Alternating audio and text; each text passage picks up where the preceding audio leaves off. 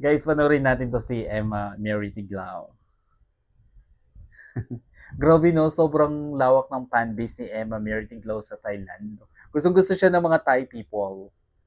And sobrang komedyante, sobrang kalog, di ba? Napakabait, napaka-friendly naman kasi ang nag-iisang Emma Mary Tiglao. Alright, i-play na natin. Ang cute. Sabi ko sa inyo eh, kalog na kalog si Emma eh. Nakatingin yung pulis oh.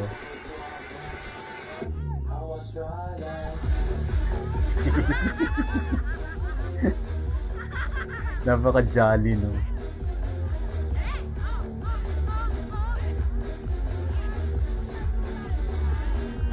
Very siya, approachable, di ba? Friendly. Magaling ka, Emma. Mahal ka namin. Mahal na mahal ka namin. And sobrang napapasaya mo kami. Alright,